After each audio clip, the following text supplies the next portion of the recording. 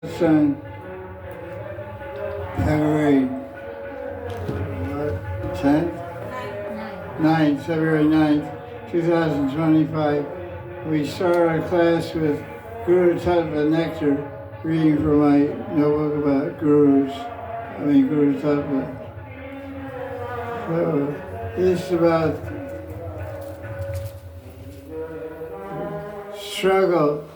the struggle of the disciple on the path of sadhana.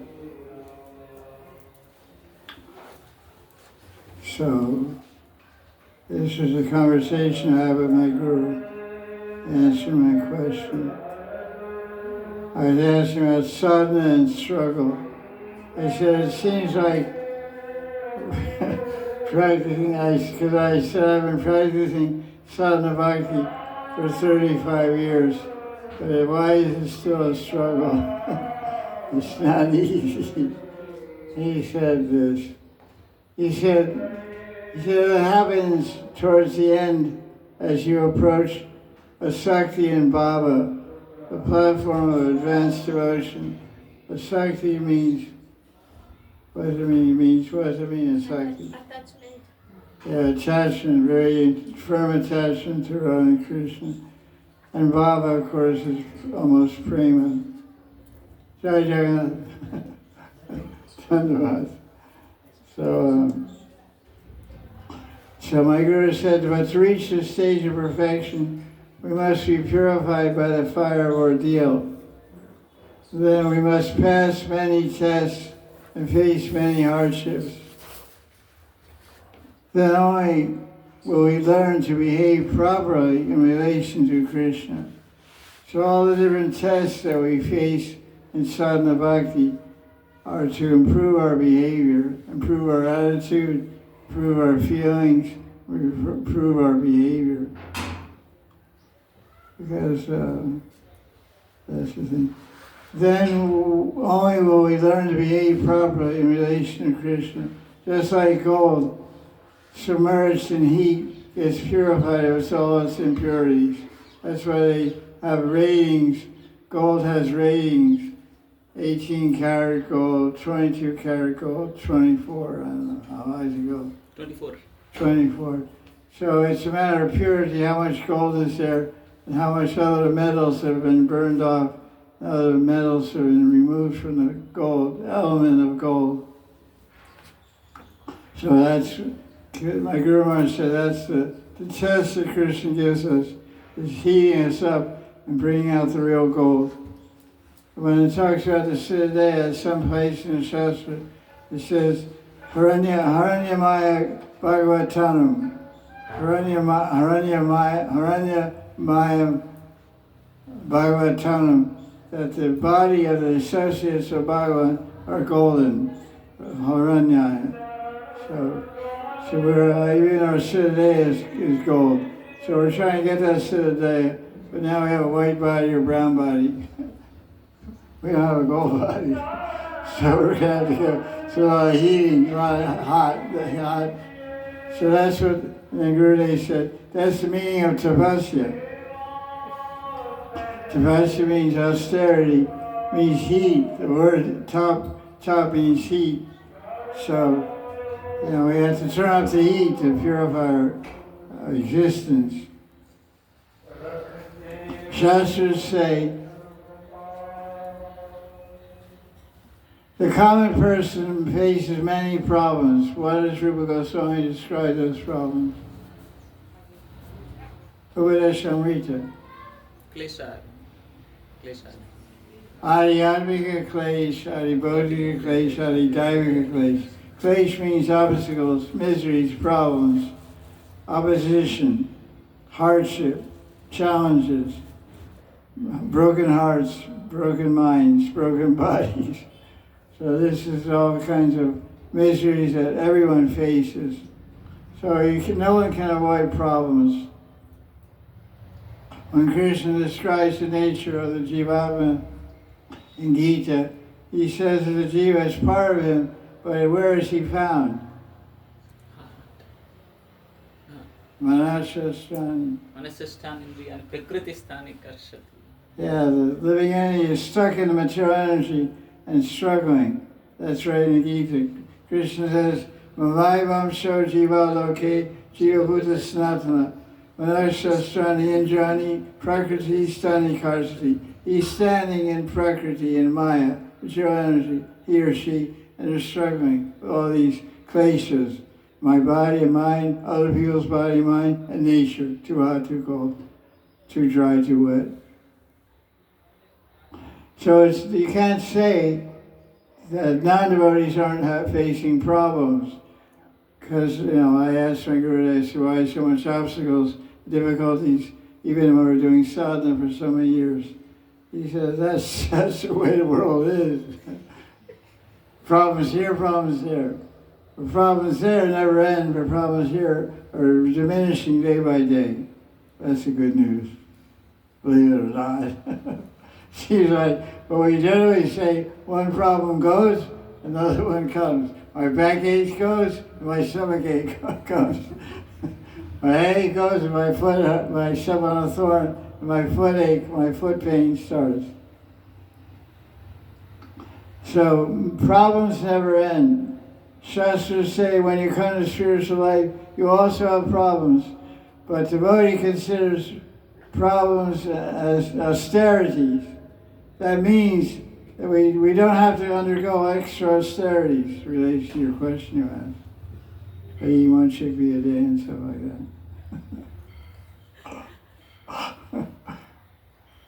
We don't have to go under extra austerities. Like one person in my Sangha, he said, it's the austerity enough is to live in Vrindavan. This is a Western devotee, by the way. He said, forget about austerity. I said, are you fast on Ekadasi? He forget, no. I said, okay, good. I mean, fasting grains and beans, but not like just water or nirzal. She said, no way, I'm living in Vrindavan, that's smart to fasting. So I couldn't argue with that. I had to agree. So anything more than that, it's on the brink of insanity. So you can understand where you're standing. Or your Nirzal Ekadasi Bratis out there. You're on the border of insanity. Step 1 inch and you're off the edge. So it means we're already coming. Austerity is already coming to you as problems. So take your problems as austerities to get purified. Then we will come to the end of all these problems once and for all. In material life, you struggle so much and then nothing, defeat. What does it called? Apavarga. Nothing, defeat, the total loss, and what happens after that? You struggle all life, face your only problems, then you die, then what happens? You start to live. You start again. You take a rebirth and start again. It's like the classic example. The guy rolls the ball to the top of the hill. He gets to the top of the hill and loses grip, the ball falls down. And he pushes it back up again and it goes down. That's samsara. Push the ball, get to the top, and then to the bottom. I think Gita I was reading this morning, in 643 and 644, it talks about how all material things are lost at death, but spiritual knowledge carries over the next life. It says, Buddhi, you know that verse, 643. Buddhi sama yoga tam. Purva Deika. No. That's 643. 644 is Purva Vyasena. Yavasha. You automatically. But there he says Buddhi Yoga Samatam Purva Deikam. All the knowledge, Buddhi means intelligence, wisdom, knowledge. All the knowledge and wisdom that we accumulate in spiritual life in this life is from Purva Deikam, means our prior body, it carries with us the next life. So this is the guarantee of Krishna right in Gita. So that's why usually when we take a spiritual life, we feel so familiar. I know when I started Bhakti, this fellow seems so familiar. They're chanting and singing and dancing and studying. Verse 643. Tatratam buddhi samyogam labhate paurvade Buddhi samyogam. Buddhi samyogam. I mean, you get Buddhi samyoga means you get connected with sam means everything, all your intelligence. Buddhi samyogam purvadeyikam. You get connected yoga with all your buddhi from your last deha, from your previous birth. That's why, you see some people are really scholars in this life. Like Satyananda Babaji. It's not because he studied 25 years in this life with his guru. He studied 25 lifetimes before, or whatever.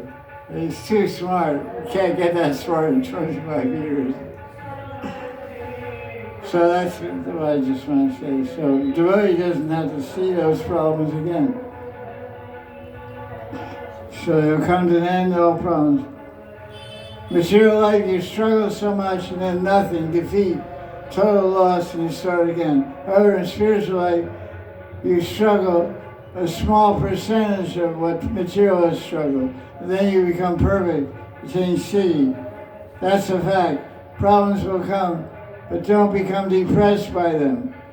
Try to keep your faith in Krishna Nam and Sangha, devotees, and Shastra to guide us. Or we say in English, don't lose heart. Don't lose your heart. Keep the faith, keep going. Keep chanting, keep associating, keep hearing katha and studying Shastra. We also have the experience of materialistic people in this regard. Materialistic people face so many problems, yet they never give up. Prahlad Maharaj is an example. Gave that example when he was defining priti or love. As materialistic people, always ever present, have love for sense gratification. This is a prayer that my guru paraphrased from 7th canto of Prahlad Maharaj. Because the Sringadev, after he killed Hiranyakashipu, he offered so many benedictions to Prahlad. And he said, I don't want anything. I want to liberate my father and give benefit to all conditioned souls and give me constant remembrance of you. He didn't want any kingdom. He got a kingdom for 36,000 years. He was ruling a kingdom because that's what Nrsimhadev wanted him, but he didn't accept that at first. So he's praying, as materialistic people ever have love for sense gratification, oh Bhagavan, Nrsimhadev, may I have the same priti or love for you. Oh, that's just one point. But the struggle of the Sadhaka and the encouraging words from Gurudev.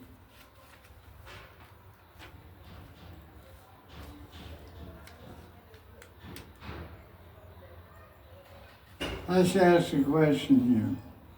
Now ask a question. Does the Guru take sins of the disciple initiation? Yes or no? Yes, but no. There's two answers and they're both right.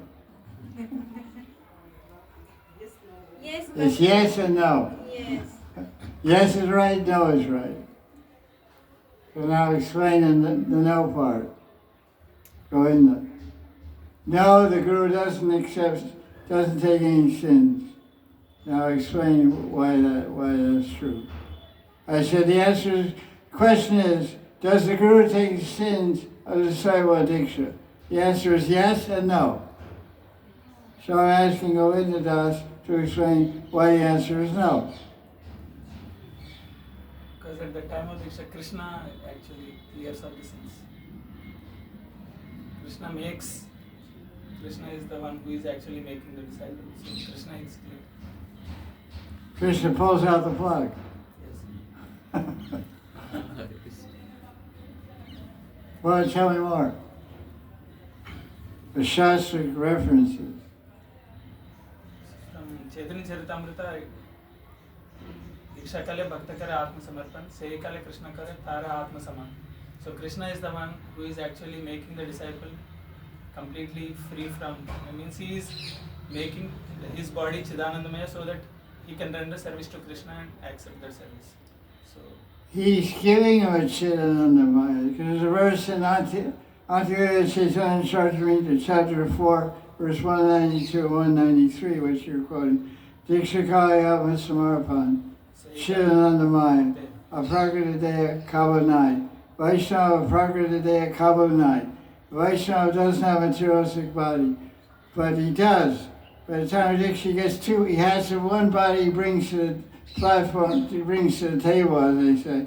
He brings one body to the table, material body, which has his Prabdha karma, Aprabdha karma, Bija and Kutam, which is called Kriyamana karma and Sanchit karma.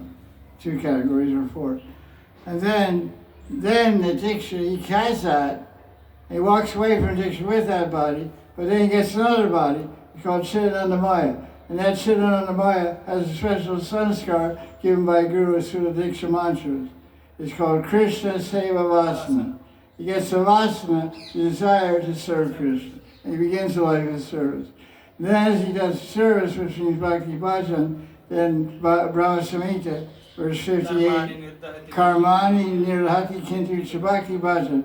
By doing Bhakti Bhajan, by and by, the material body gets purified. Prabhupada always said, you're purifying yourself by Bhakti Bhajan. So, that's one answer. No. No, you still have your karma, but now it's under the control of Krishna. Before it was under the control of Paramatma, before he took Diksha. And Paramatma is going to give you your papa phala, your punya phala, your good results or bad results. Without any leniency, no clemency, no mercy, no compassion, no anugrah, no interference, non-interfering policy, hands-off management, super so. You're going to bite the dust or fly in the sky. But when you take Diksha, Paramatma moves out and Krishna moves in. He's Bhakti-Vatsalya, he's very compassionate. So then he reduces the karma. And then the devotee, so how does the devotee respond to that karma that's happening to his body and mind? You get a sick body, you get a sick mind. So that's by karma, suffering is caused by karma. But the devotee gets a new mentality. He gets a spiritual mentality where he sees that as mercy of Krishna. This is Krishna's mercy. And he accepts it with loving arms because he knows that this mercy will liberate him. Before he's getting all the suffering and obstacles and misery, it was further entangling him and further binding him in the samsara chakra. So one answer is no. And what's the yes answer? Yes, the Guru takes karma. You want to answer that one? Same question. Because the answer is no, the Guru doesn't take karma. The answer is yes, he takes karma. He takes karma and passes it out, pass it on. Yeah, Krishna. It's called passing a buck. But this may be passing your poverty. He passed it on because how does bhakti begin? Guru Pad.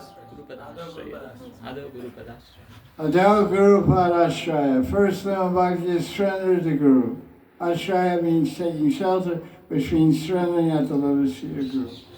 And surrendering at the lotus feet of Guru is equivalent to what? Surrendering to Krishna. Surrendering to Krishna. What does Krishna say in 1866? सर्वधर्मान् परित्यज्य मामेकं शरणं व्रज अहं त्वां सर्वपापेभ्यो मोक्षयिष्यामि मा शुचः. The famous verse, written in stone. Sarva dharman fritajya mamekam sharanam vraja. Aham, tvam, sarva papev. Krishna says, the Guru is me, I am the Guru. Guru mantra two sakshat, what is it? Yo mantra Guru. Sakshat, yo Guru sa Hari. Yeah. That's the verse. Where that verse from? Vamanapuram. Vamanapuram, yeah. The mantra is the Guru, and the Guru is strictly Hari. And of course, Sakshat Acharya Mahavijnana. So when you surrender to the Guru takes all the sins and hands to Krishna. And then we have a great burden off our shoulders. You see generally when devotees take initiation, they become healthy, they become happy, and holy. there was a spiritual group in the 70s called 3HO, Yogi Bhajan, with a guy, Sikh guy, called 3HO, healthy, happy, and holy. 3HO, healthy, happy, holy organization. 3HO. So this is 3HK. Healthy, happy, holy Krishna. Like people on the street in America, they come up to you and say, are you Krishna? Are you a Krishna? Yeah, I'm a Krishna. I'm a Krishna. I'm a Krishna. I say, I'm a Krishna Das. Okay, so let's see. So the answer is yes, he takes. And also because of this, you see by different acharyas and Gaudiya Sampradaya, when they ask this question, they give both these answers. They say the answer to this question is yes and no. No.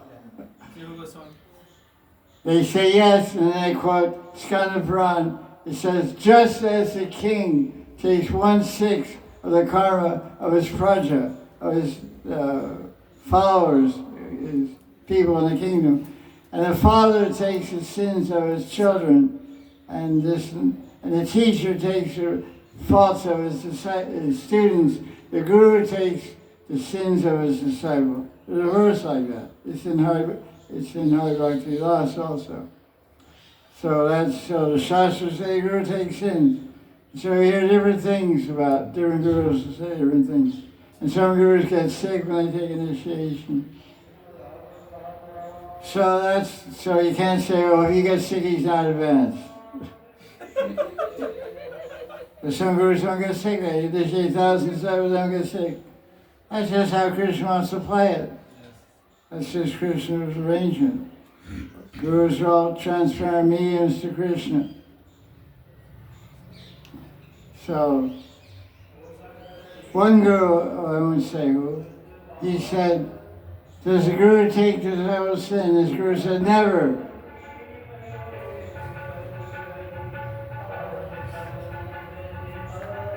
He says, like fire will burn anything thrown into it. So a powerful guru can take, he will burn everything up.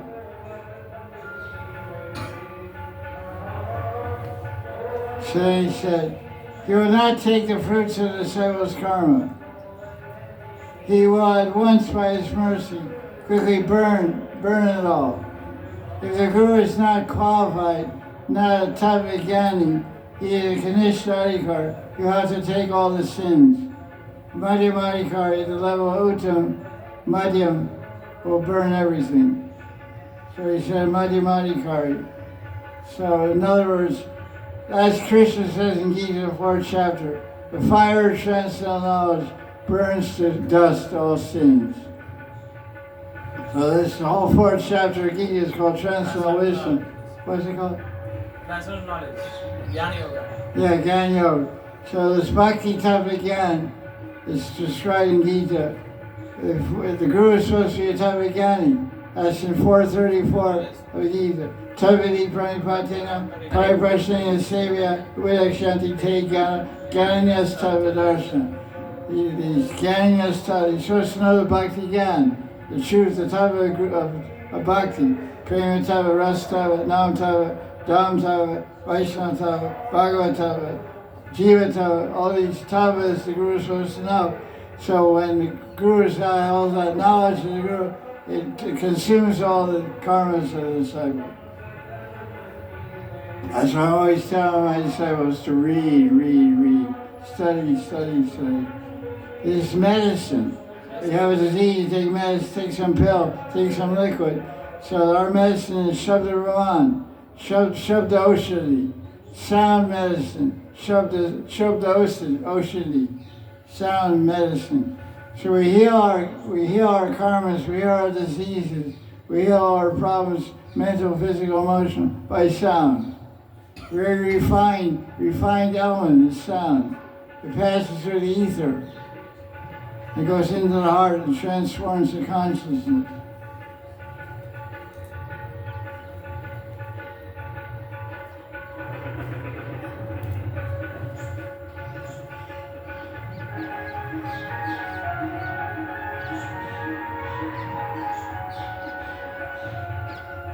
This is how to measure the qualification of a guru.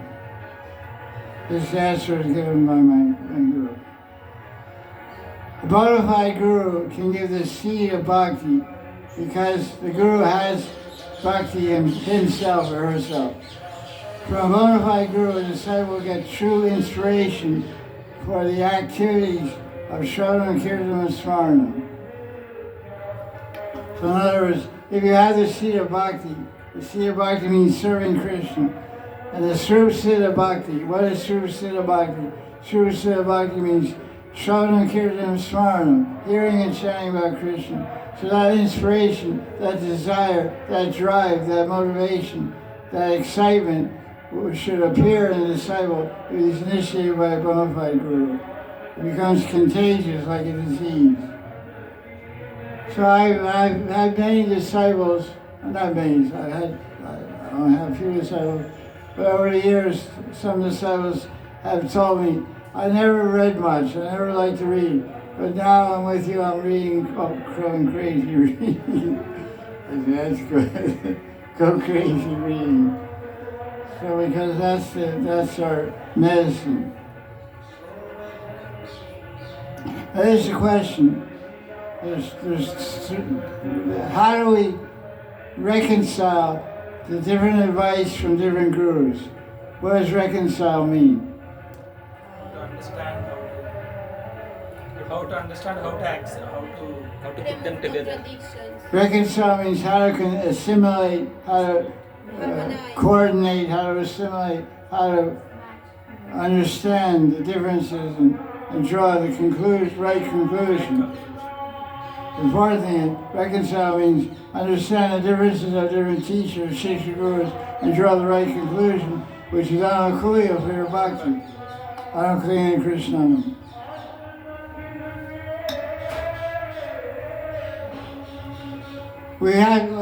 How do we reconcile advice from different gurus?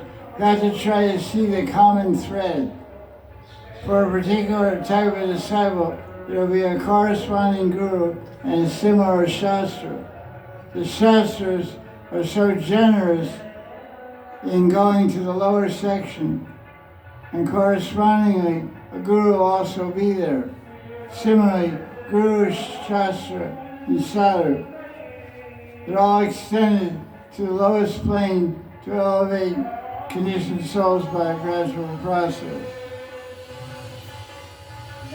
How to deal with acharyas having different views. Both Rupa Goswami and Sanatana Goswami were followers of Lord Chaitanya.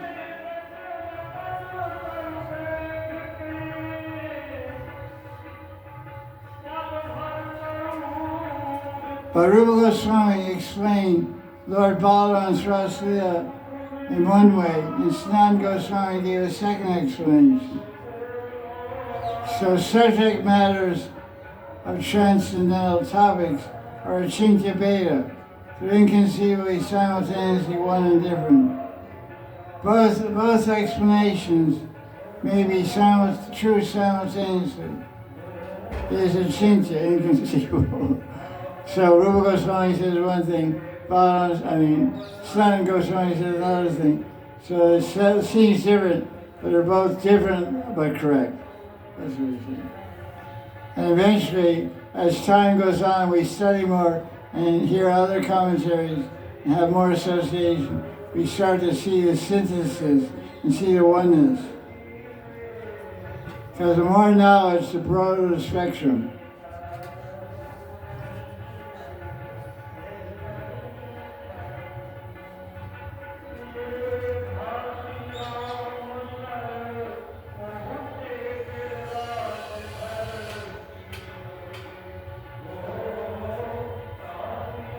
This is why do we need a guru? The guru teaches the disciple that the disciple must accept the interest of the spiritual world, Krishna's kingdom, as his or her own interest. On the spiritual plane in Goloka Vrindavan, everyone wants to serve Krishna and please Krishna.